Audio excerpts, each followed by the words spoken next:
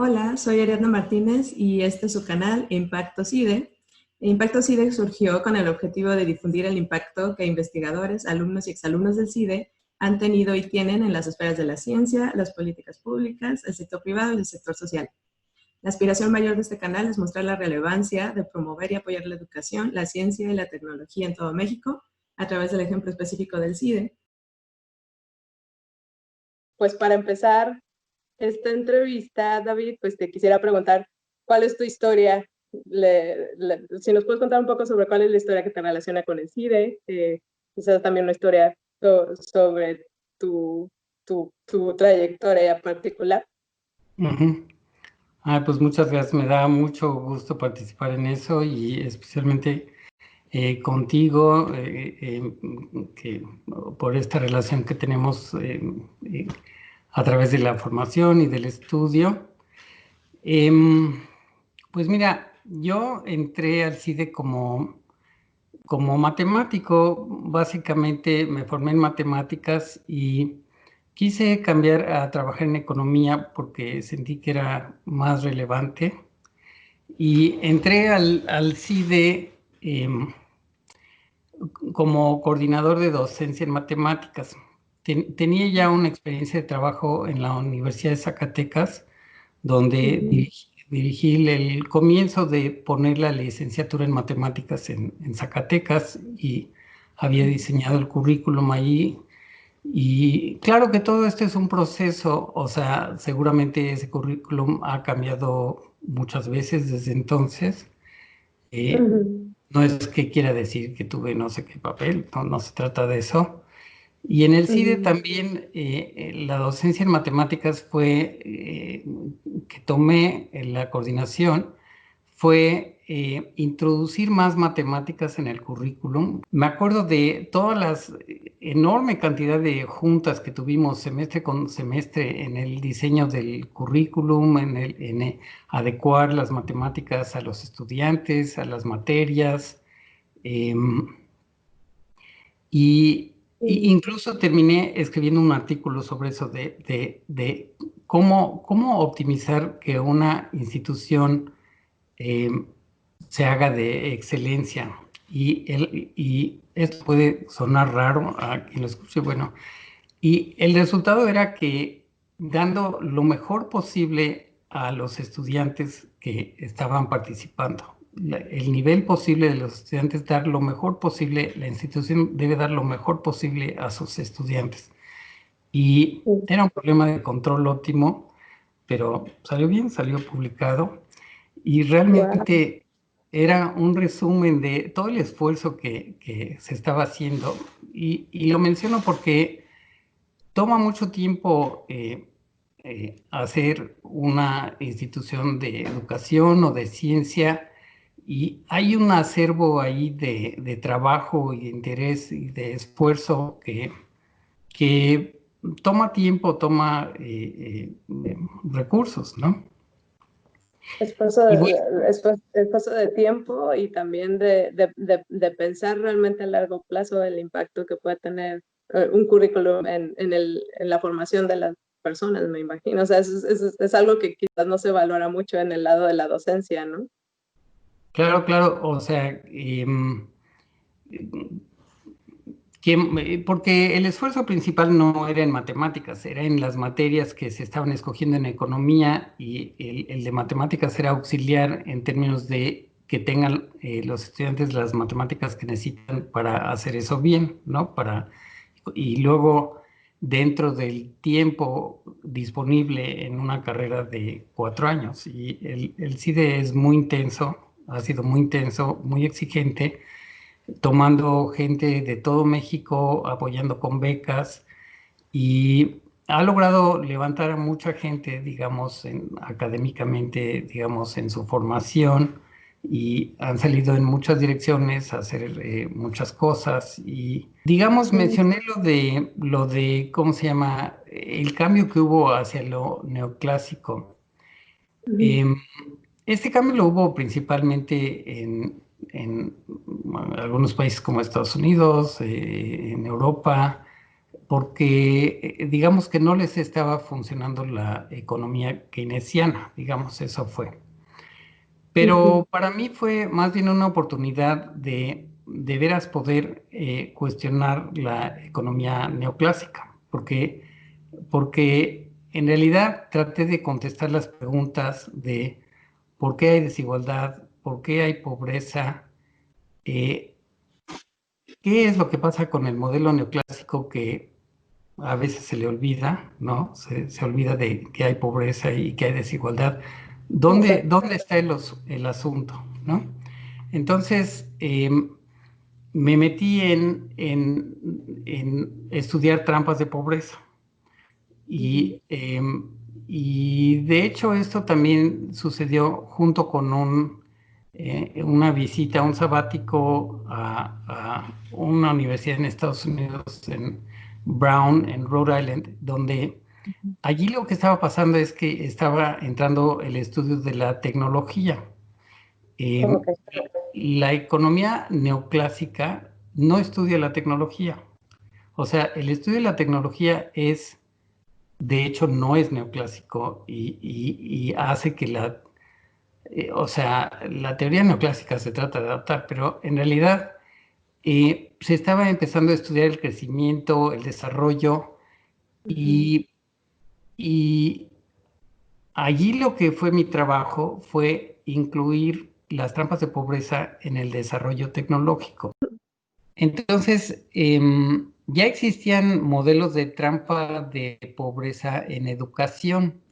Esto es importante, o sea, lo que dice es que muchas veces, o se llaman también de capital humano, muchas personas no tienen acceso a la educación y entonces no tienen acceso a un buen nivel salarial y puede ser que no pueden educar a sus hijos por lo mismo y entonces se vuelve una trampa de pobreza que se repite intergeneracionalmente.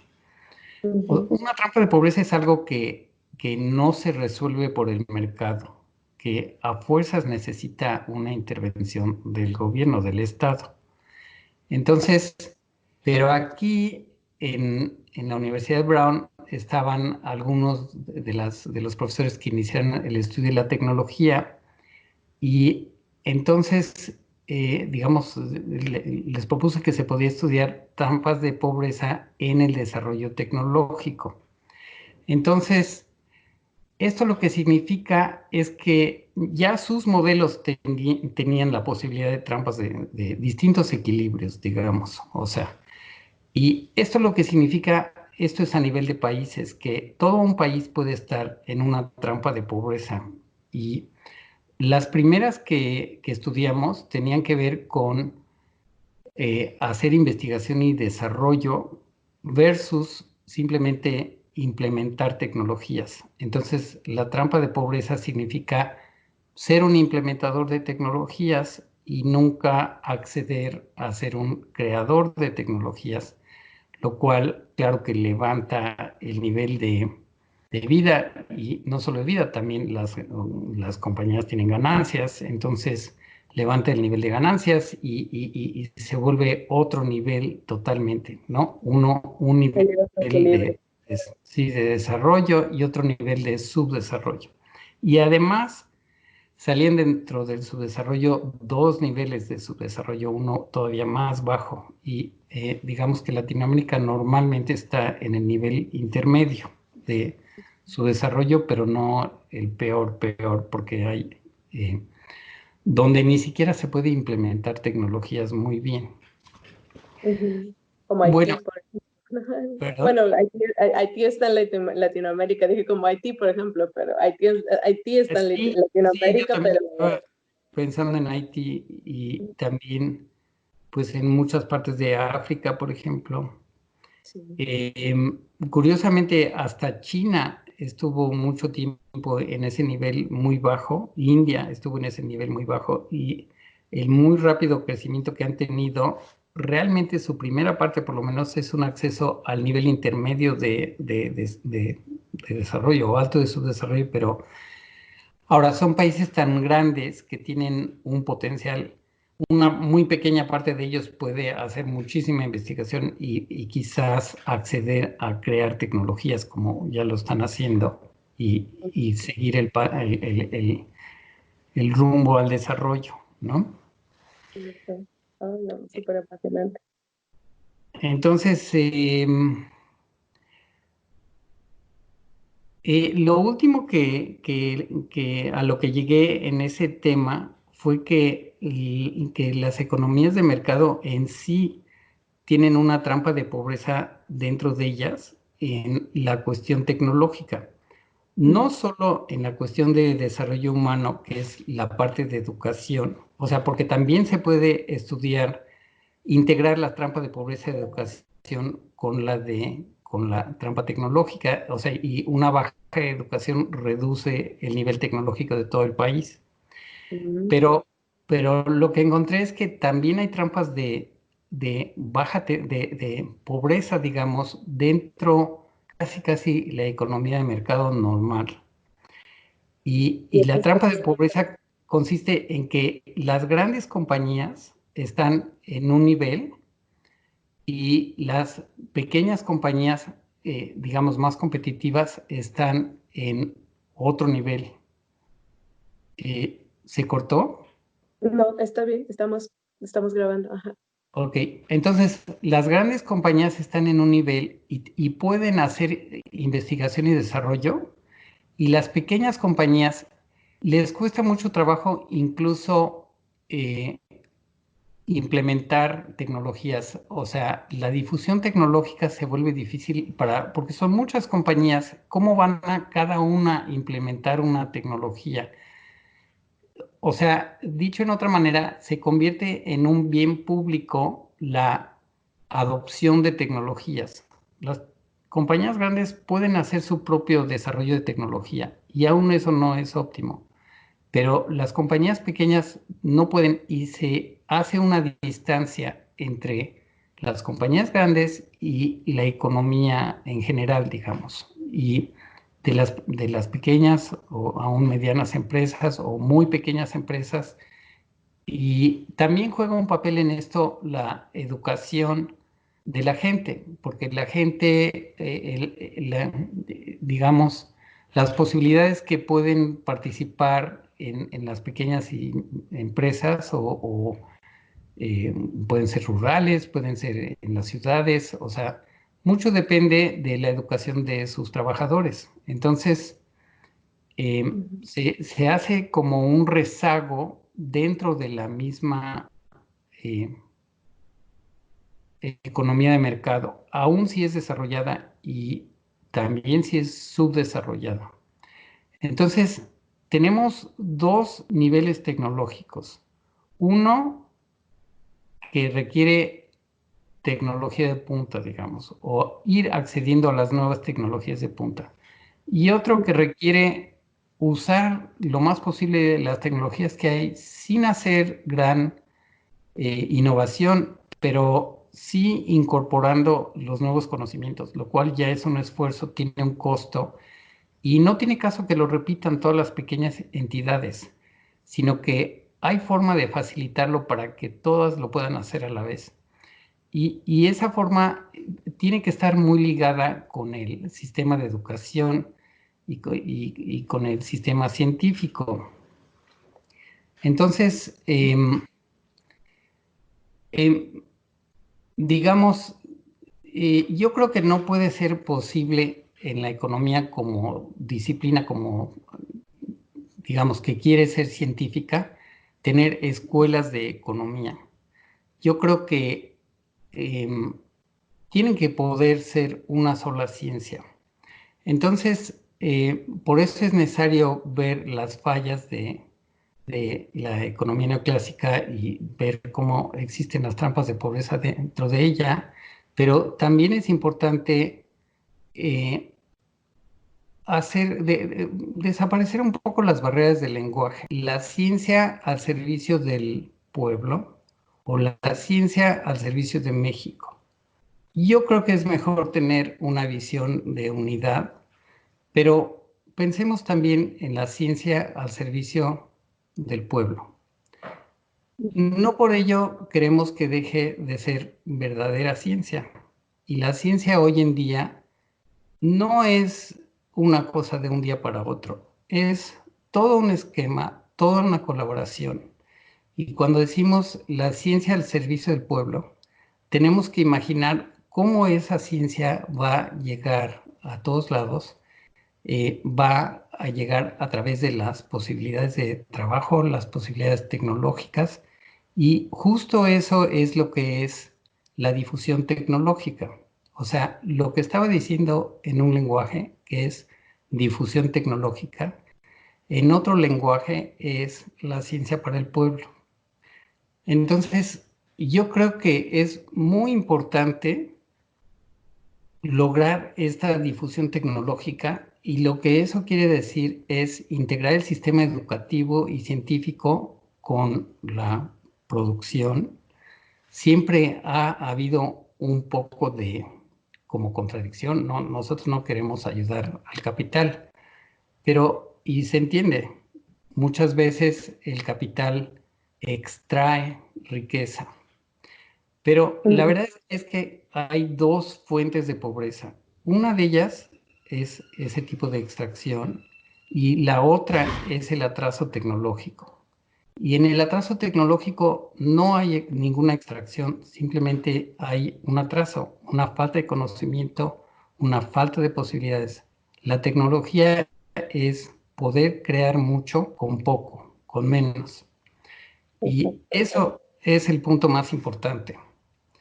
En los estudios de crecimiento internacionales, lo que se ha visto es que los países atrasados donde fallan es principalmente en su nivel tecnológico. No es por la falta de acumulación de capital, es la tecnología la que mueve el capital.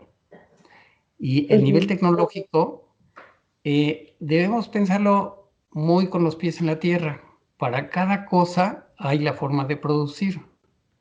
Si vamos a producir, hay ciertas cosas que queremos que se produzcan en gran escala y necesariamente se van a producir en empresas grandes. Para el gobierno coordinar todo es prácticamente imposible, no funciona muy bien. Es mejor, tiene sus ventajas que cada quien coordine su empresa, pero esté sujeta a participar, digamos, con los impuestos, a contribuir, a no exceder, a que no sea excesiva esa ganancia del capital, sino más bien a la medida de lo que está produciendo. Una cosa son las instituciones a nivel micro y otras a nivel macro. O sea, a nivel micro es lo que cada persona puede hacer, la libertad de ser dueño de algo, hacer algo. Y otra es a nivel macro, que quiere decir, vamos a hacer que las cosas estén en su medida y que sea posible la colaboración social y que avancemos todos. Y que el retraso tecnológico, lo que sucede con el retraso tecnológico es que está la tecnología de punta y está la tecnología retrasada. Si está muy atrás, se hace muy grande la diferencia. Si no está tan atrás, es menos y se produce más y se crece. Y digamos, yo creo que esos hechos de desarrollo van mucho más allá de un sexenio o incluso de varios sexenios. Son realmente la historia del desarrollo. Y no debemos ignorar eso. Lo que debemos hacer es realmente posibilitar, hacer que sea productivo el estudio, la ciencia, tomar, digamos, la acumulación de conocimiento, de experiencia, de formación, construir. Yo creo que faltan muchas universidades en México y que es muy importante extender el sistema universitario en México, pero yo creo que puede ser algo integrado donde lo nuevo pueda aprender de lo que ya está y creando los recursos, solo los va a crear la nueva tecnología, es decir, poder hacer más con menos. Sí, bueno, no sé si quieras preguntarme algo sobre esto. Bueno, que yo estoy extasiada porque me gusta, o sea, todo lo que has comentado me parece tanto iluminador como correcto y como muy como anillo al dedo a lo que está sucediendo tanto en el mundo como en México actualmente, ¿no? Lo que comentabas de que pues una cosa es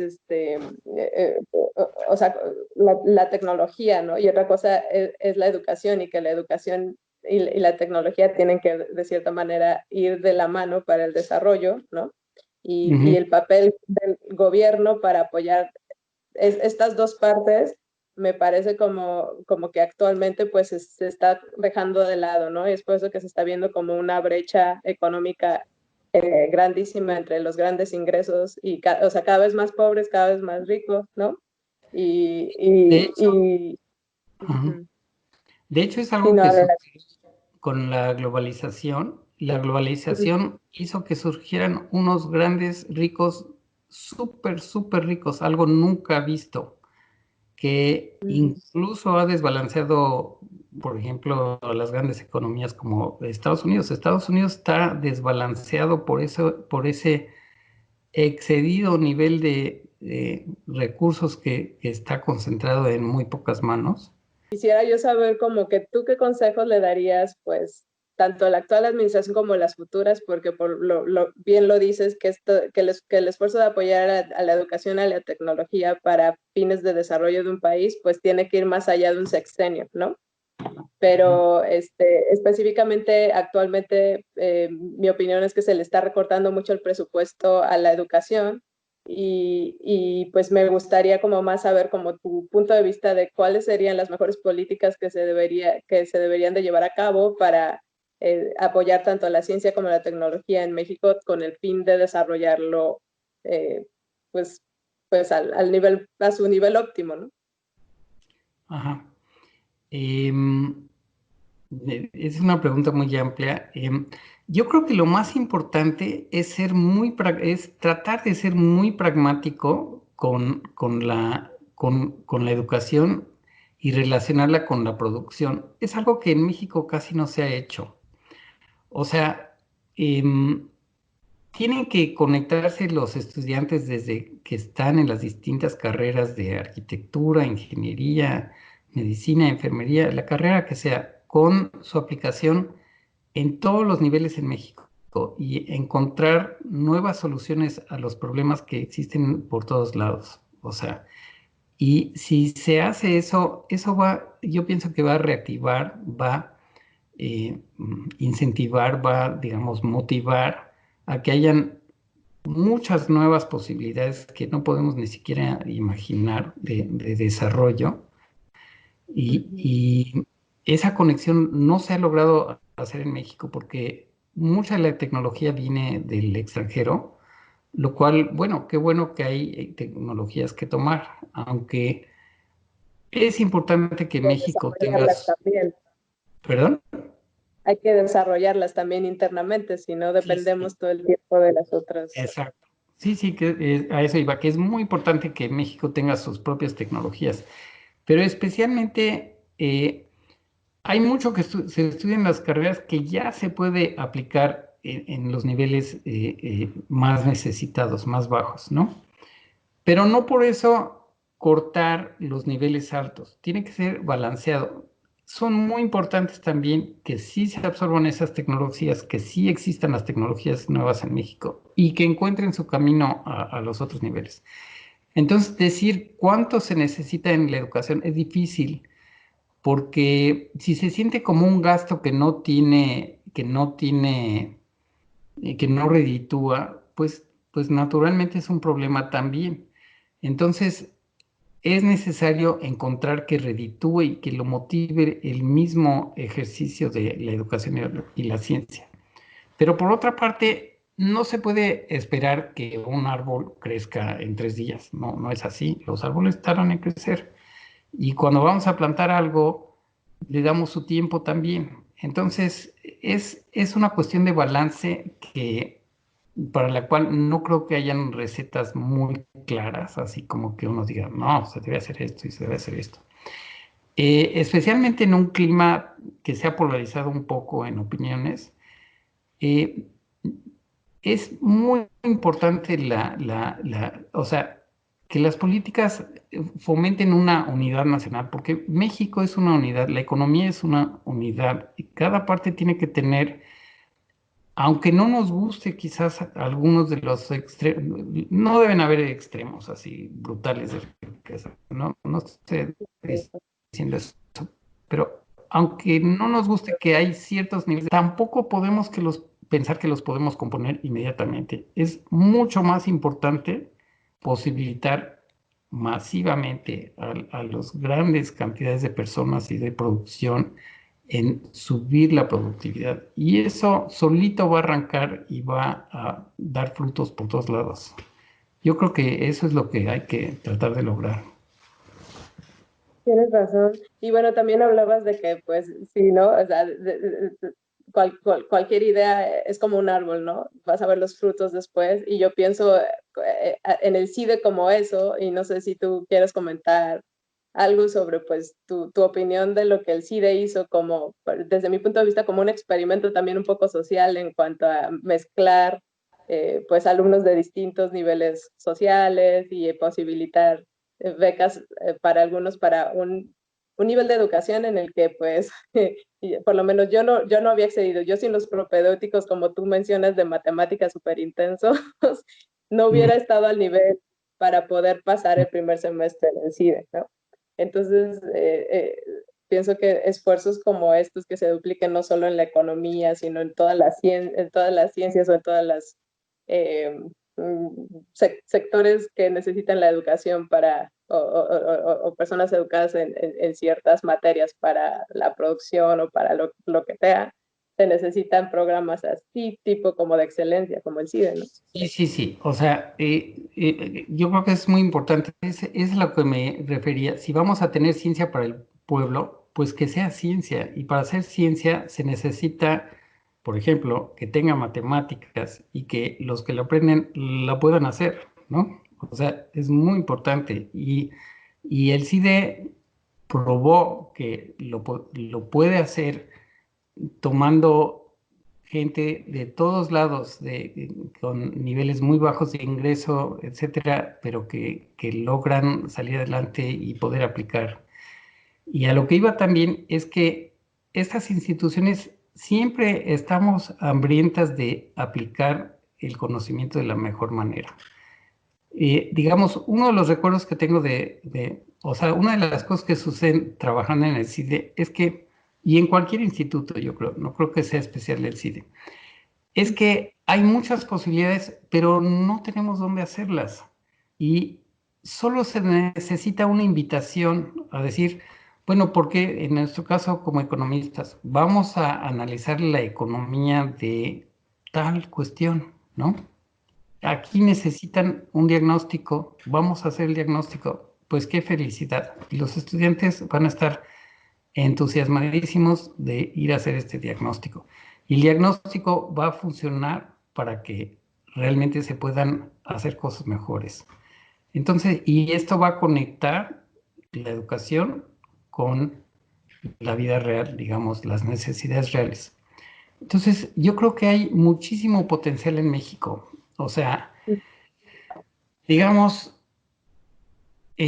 había una época en los 50s, en los 60s, donde quizás de veras no bastaba lo que había para levantar el nivel de vida de todos, pero lo que existe ahora sí alcanza, sí es suficiente para hacerlo, y no digo que nos limitemos a no tener tecnologías nuevas para nada, sino que ya se pueden lograr muchísimas cosas. Está ahí, los estudiantes, los profesores, la ciencia, el conocimiento está ahí. Nada más está esperando que se le dé un flujo, una salida productiva. Y yo pienso que sí se puede hacer y que eso es lo que todos los científicos y profesionales quieren hacer. Todos queremos que eh, México salga adelante. toda la gente. Tienes toda la razón. Eso es lo que yo quiero, es lo que muchas de las personas con las que he hablado también quieren. Y pues, ¿qué más? O sea, yo vivo en Estados Unidos, pero yo quisiera regresar a México y, y aportar al país, ¿no? Tan pronto sea posible. Y pues no sé, me gustó mucho la conversación que tenemos, porque te quería hacer preguntas sobre cuáles son los proyectos o investigaciones que más te han apasionado en las que has participado, pero creo que toda tu conversación está llena de pasión de todos los temas que has investigado, pero no sé si hay algo más que quieras aportar o comentar en esta entrevista. Siento que, bueno, pienso que ya te pregunté todo lo que yo quería preguntarte, entonces nada más estos minutos libres para David Mayer. Sí, a lo último que me estoy dirigiendo, poniendo atención, es en los bienes públicos. Los bienes la economía normal está hecha como que uno produce algo y se lo vende a una persona. Ese es un bien privado. De bienes privados podemos tener mucho o poco, pero son privados. Y los bienes públicos son diferentes, son cosas que o solo se pueden producir para todos, o ya producidos todo el mundo los puede usar, no hay límite. Por ejemplo, el conocimiento. Y eso hace que en el mercado no existen los incentivos para producir los bienes públicos tan fácilmente, pero son muy necesarios. Y bueno, me estoy dedicando a ver cómo se puede generar el conocimiento que destape la producción de bienes públicos. El mercado tiene una pobreza de bienes públicos justo porque produce bienes privados. Y luego resulta un poco abstracto eso, pero me Siento que preguntaste. es precisamente el problema, pienso yo, por ejemplo, de Estados Unidos que estabas comentando, que hay mucho sector privado y, como dices, mucha riqueza, pero, por ejemplo, mucha gente no tiene acceso a una educación gratuita, a un sistema de salud, pues también gratuito y que asegure un nivel básico de bienestar para todos, ¿no? Y es donde como, o sea, no sé si eso es lo que quieres, o eso es como un buen No, ejemplo de lo que estás comentando. no, sí es una parte, sí es una parte, definitivo. También buenas instituciones son bienes públicos, o sea, podemos pensar en muchos atributos como, por ejemplo, la solidaridad a través de las instituciones es un bien público. La democracia, yo pienso que es un bien público. Yo creo que en el sector privado la ganancia es como en el sector público la corrupción. O sea, los dos son modos de extracción. Y el bien y los grandes, los poderosos en ambos sectores tienden a querer extraer, ¿sí? Y yo creo que la única solución a que no se dé esta extracción es que los muchos puedan controlar a los poderosos. Y creo que la democracia es la única manera de eso. Y no quiero decir una institución particular de democracia, pero sí que realmente funcione. O sea, que realmente exista, digamos, límites a los poderosos, ya sea por dinero o por política. Y en México ha ido creciendo la democracia y yo creo que ese es un valor muy importante, muy importante. Entonces, no solo hay bienes públicos económicos, también hay bienes públicos, no sé si llamarles sociales. La igualdad también la considero un bien público social. Sí. La acción colectiva también podría ser. Sí, por eso hay acción colectiva, porque la única forma de lograr un bien público, muchas veces hay un mal equilibrio, una mala situación, y solo la acción colectiva lo rompe, ¿no? Lo consigue un nuevo equilibrio, una nueva síntesis. Tienes razón, David. Y pues yo por mí me quedo hablando contigo infinitamente, pero pues estoy consciente de tu tiempo y de que también pues vamos a restringir la entrevista a un tiempo corto. Claro que sí. Muchas gracias por... Y bueno, lo último que quiero decir es que todo lo que uno dice tiene sus límites, que para eso existe el diálogo y que puedo estar correcto en algunas cosas, equivocado en otras, y que es muy importante por ello el diálogo. O sea, no queremos... Estoy 100% de acuerdo con todo lo que dijiste, pero hay personas que no pueden, quizás no están de acuerdo y lo respetamos y hay que dialogarlo, ¿no? No, sí. Sí. Gracias, David. Yo voy a cortar esta entrevista, pero hablamos fuera de la entrevista. Claro que sí. Muchas gracias. No, da muchísimo gusto.